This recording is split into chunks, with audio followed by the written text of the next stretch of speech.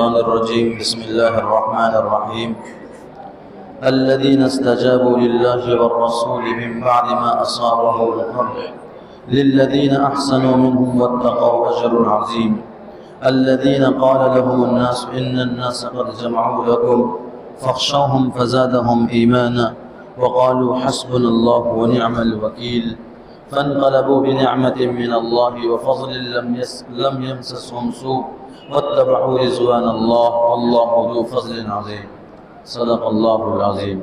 درود شریف پڑھ لیجیے۔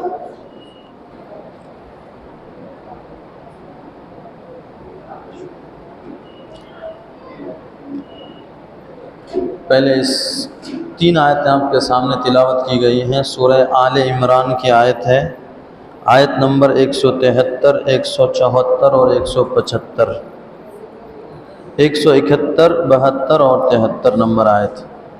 ترجمہ ہے: وہ لوگ جنہوں نے اللہ اور اس کے رسول کی بات مان لی بعد اس کے کہ ان کو تکلیف پہنچی، بے شک ان لوگوں کے لیے جنہوں نے اچھے کام کیے ان میں سے اور تقوی اختیار کیا بڑا اجر ہے۔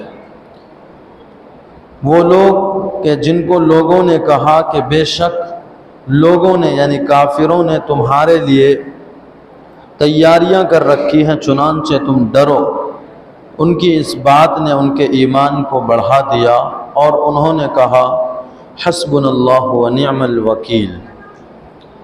وہ لوگ لوٹے اللہ کی نعمت لے کر اور فضل لے کر، ان کو کوئی برائی نہ چھو سکی اور انہوں نے اللہ کی رضامندی کا اتباع کیا، اللہ تعالیٰ بڑے فضل والے ہیں۔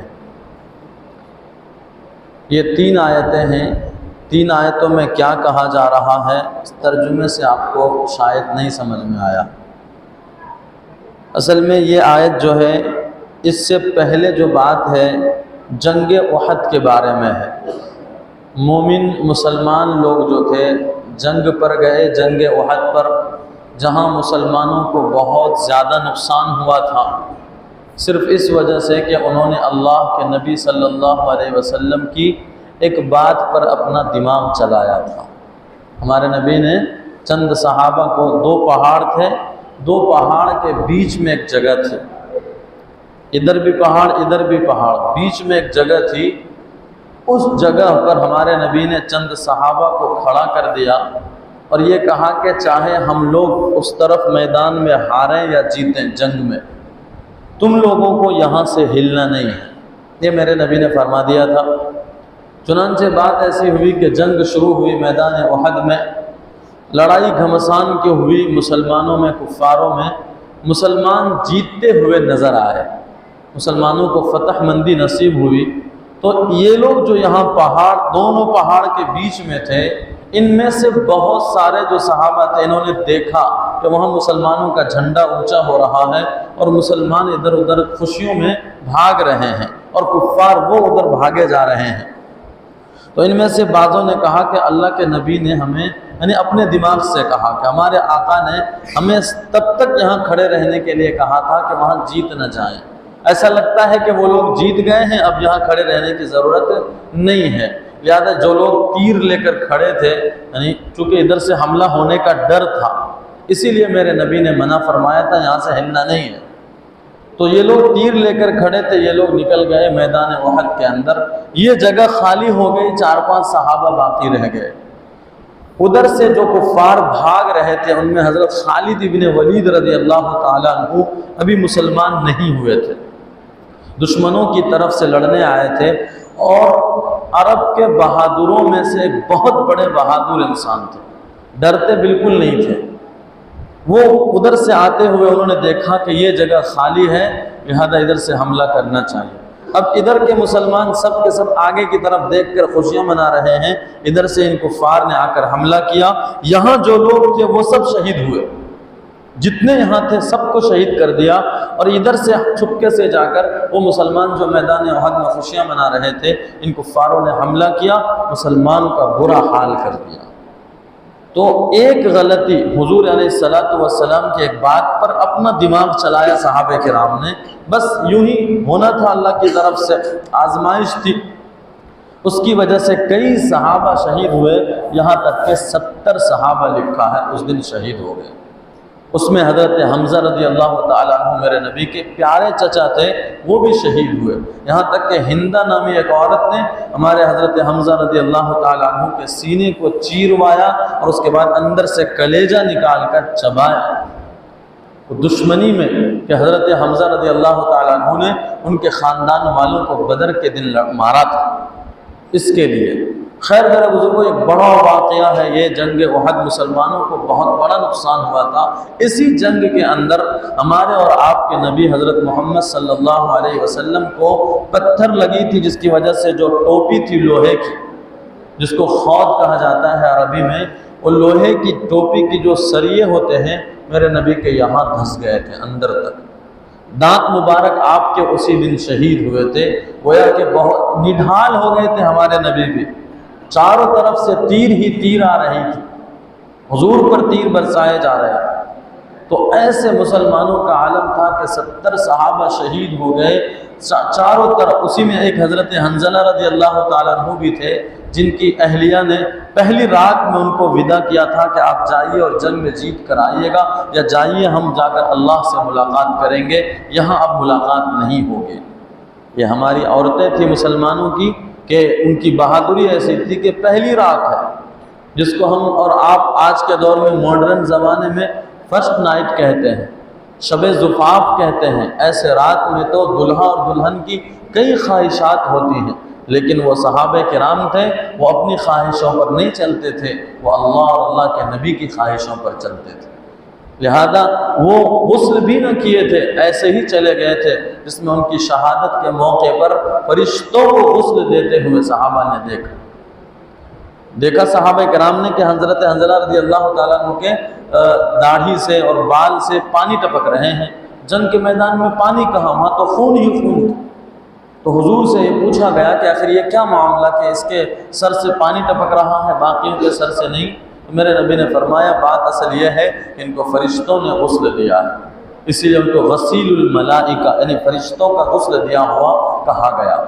تو خیر میرے بزرگوں، یہ بڑی تکلیف کا موقع تھا مسلمانوں کے لیے، سب کے سب کو تکلیف میں مبتلا کیا گیا اور سب کو زخمیں لگی تھی۔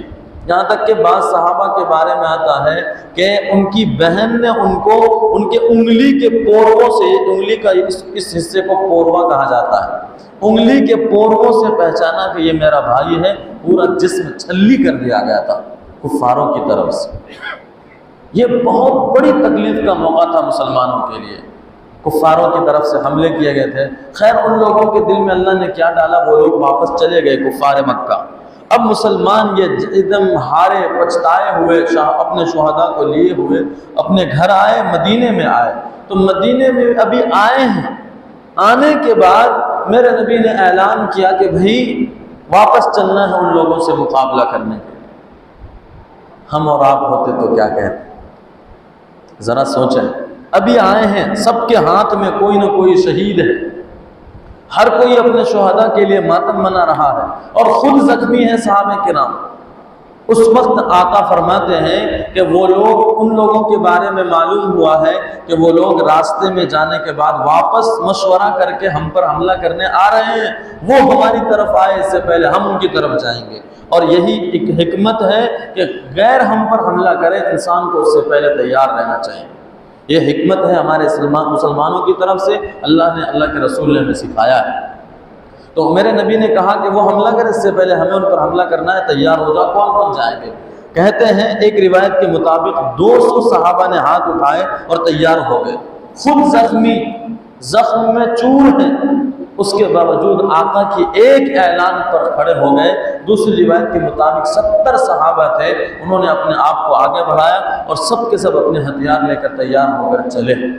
تو اسی کے بارے میں اللہ کے نبی اللہ تعالیٰ فرماتے ہیں، جن لوگوں نے اللہ کی اور اللہ کے رسول کی بات مانی بعد اس کے کہ ان کو تکلیف پہنچی تھی، احد کے میدان میں ابھی ان کو تکلیف پہنچی تھی اور گھر میں ابھی آئے ہیں، گھر تک نہ پہنچے ہیں، پانی بھی نہ نصیب ہوا ہے، پھر ان کو اللہ کے نبی نے کہا کہ چلنا ہے، ان لوگوں نے بات مان لی۔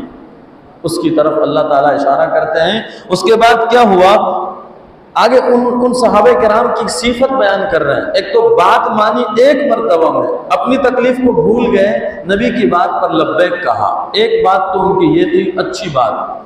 دوسری چیز احسنوا منہم واتقوا، ان کے اندر دو اور خصوصیت تھی، احسان والے تھے اور تقوی والے تھے.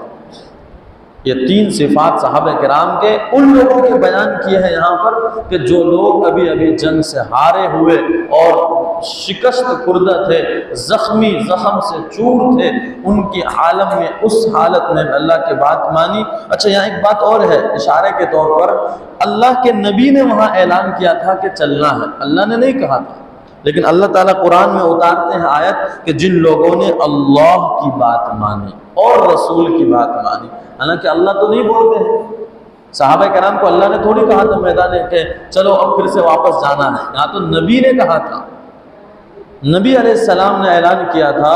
تو گویا اللہ تعالیٰ اشارہ کرتے ہیں نبی کی بات اللہ کی بات، نبی کی بات اللہ کی بات ہے. نبی نے جو فرمایا وہ اللہ کا فرمان ہے. اسی لیے اے مسلمانوں اس کو نہ سوچو کہ یہ نبی کی بات ہے، اللہ کا حکم تھوڑی ہے. اصل میں یہ جواب ہے. آج کل ایک فرقہ ہے جو لوگ صرف یہ کہتے ہیں کہ اللہ کے نبی نے کہا، اللہ کا حکم کہاں ہے، اللہ کا حکم کہاں ہے، یہ تو ایسے حدیث میں ہے، حدیث کو ہم کیا جانیں، ایسا کہتے ہیں. ان کے لیے جواب ہے کہ حدیث بھی اللہ ہی کا حکم ہے، ٹھکرایا نہیں جا سکتا. خیر، تو ان کی دو صفت بیان کی، تین صفت بیان کی گئی. ایک تو وہ لوگ اللہ کی بات فوراً مان گئے، اپنی تکلیف کو بھول گئے. دوسری چیز یہ کہ وہ لوگ احسان والے تھے. احسان کس کو کہتے ہیں؟ احسان ہم لوگ یہ سمجھ رہے ہیں کہ کسی کو کچھ پیسے دے دینا، کسی کو ہدیہ دے دینا، کسی کو کھلا دینا، یہ بھی ایک احسان ہے. یہاں احسان سے مراد کیا ہے؟ وہ حدیث جبریل ہے. اللہ کے نبی علیہ السلام نے جبریل سے پوچھا، بلکہ جبریل آئے اللہ کے نبی کے سامنے میں. بات لمبی ہو رہی ہے، مختصر میرے بزرگوں. جبریل علیہ السلام نے پوچھا کہ مل احسان، تو جبریل علیہ السلام نے جواب دیا تھا اللہ کے نبی کو، ان تعبد اللہ کأنک تراہ فإن لم تکن تراہ فإنہ یراک، کہ انسان کے دل میں ہمیشہ یہ رہے کہ اللہ دیکھ رہے ہیں. یہ ہے احسان. تو وہ صحابہ کرام احسان والے تھے. اس کا کیا مطلب؟ اخلاص والے تھے. مطلب کیا ہوا؟ جس کے دل میں اخلاص ہے وہ اللہ کو دکھانے کے لیے کام کرتا ہے، جس کے دل میں اخلاص نہیں ہے وہ دنیا کو دکھانے کے لیے کام کرتا ہے، وہ دنیا کو خوش کرنا چاہتا ہے. تو یہاں کہنے کا مطلب یہ ہے کہ وہ صحابہ کرام جنگ میں اتنے زیادہ چور ہو کر آئے تھے، ان کے دل میں اخلاص تھی، اللہ کی محبت تھی، اللہ کے نبی کی محبت تھی، اسی لیے دوسرے لیے بھی پھر تیار ہو گئے.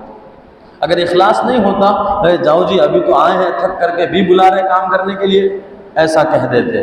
لیکن اخلاص تھا کہ بھئی یہ بھی اللہ ہی کا کام ہے، وہاں جانا ہے وہ بھی اللہ ہی کے لیے لڑنے جانا ہے، اسی لیے تیار ہو گئے. تو دو صفت ہو گئی، ایک تو فوراً بات مان گئے، اور دوسری چیز یہ کہ وہ لوگ اخلاص والے تھے. تیسری چیز تقوی والے تھے. تقوی کا مطلب کیا ہے؟ تقوی کا مطلب یہ ہے، حضرت ابی ابن کعب رضی اللہ تعالیٰ عنہ سے حضرت عمر ابن خطاب رضی اللہ تعالیٰ عنہ نے پوچھا کہ تقوی کس کو کہتے ہیں؟ تو حضرت ابی ابن کعب رضی اللہ تعالیٰ عنہ جو ہیں، حضرت عمر سے پوچھا انہوں نے کہ آپ کبھی کانٹے والے راستوں پر چلے ہیں؟ ہم میں سے بھی سب سوچ لیں کہ ہم کسی کانٹے، چاروں طرف کانٹے ہی کانٹے ہیں، جھاڑیاں کانٹوں والی ہیں، تو وہاں ہم چلیں گے تو کیسے چلیں گے؟ تو حضرت عمر ابن خطاب رضی اللہ تعالیٰ عنہ نے کہا کئی مرتبہ چلا ہوں. تو حضرت ابی ابن کعب نے پوچھا کہ کیسے چلتے ہیں آپ؟ کہا کہ بس بچا بچا کر چلتا ہوں کہ کہیں چبھ نہ جاوے، کہیں چبھ نہ جاوے، کہیں کپڑے کو خراب نہ کر دے، کپڑا پھاڑ نہ دے، اس طرح سے اپنے آپ کو بچا کر چلتا ہوں. حضرت ابی ابن کعب نے کہا یہی تقویٰ ہے. دنیا ہر طرف گناہوں میں مبتلا کرنا چاہتی ہے، انسان اپنے آپ کو بچا بچا کر نیکیوں کی طرف چلے، یہ تقویٰ ہے.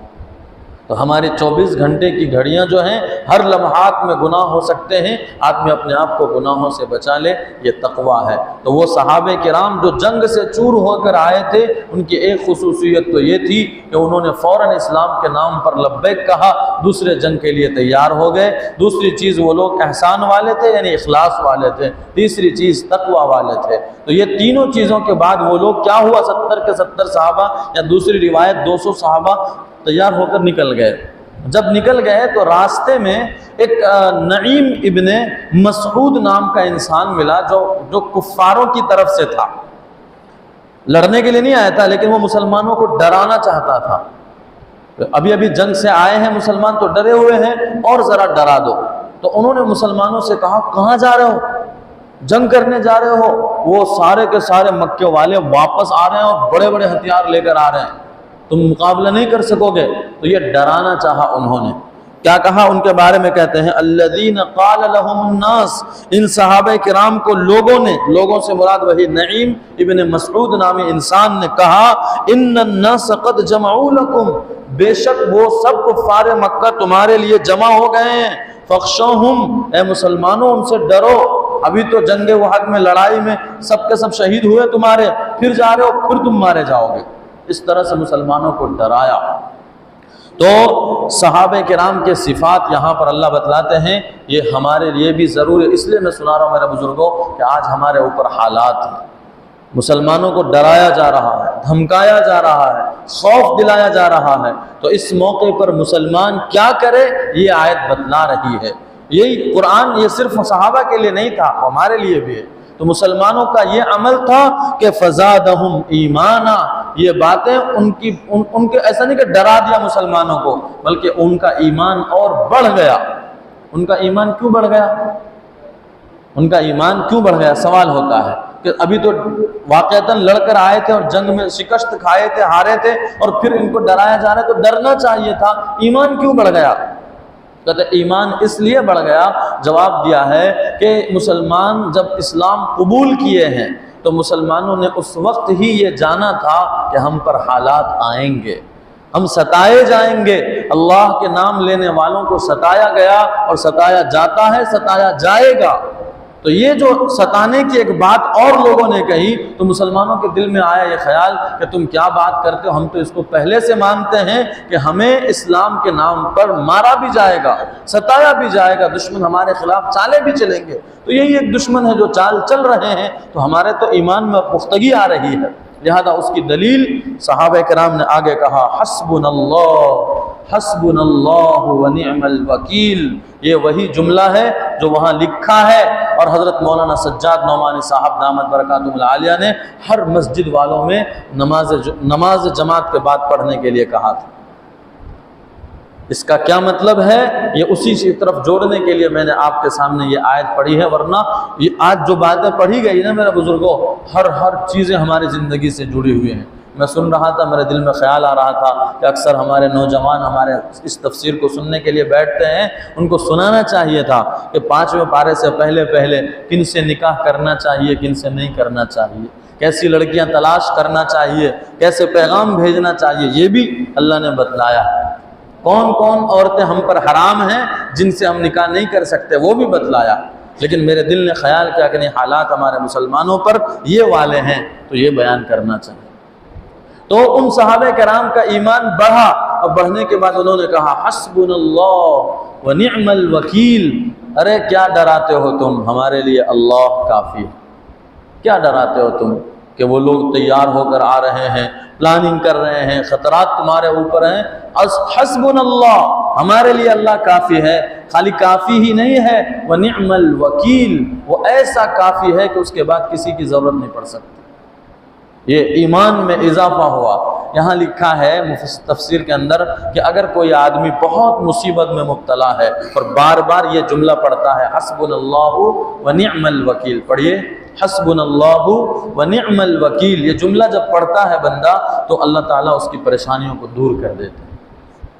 کسی تعویذ والوں کے پاس جانے کی ضرورت نہیں ہے، یہ جملہ رٹ لیجئے، جہاں بھی پریشانی ہو بار بار پڑھتے رہیے، آج نہیں تو کل اللہ مشکل کو آسان کر دیں گے، جیسا کہ ان صحابہ کی مشکلوں کو آسان اللہ نے کر دیا۔ واقعتاً وہ لوگ جمع ہو کے آنا چاہ رہے تھے، واقعتاً ڈرانے کے لیے انہوں نے کہا تو تھا، لیکن سچ مچ میں وہ کفار مکہ آ رہے تھے۔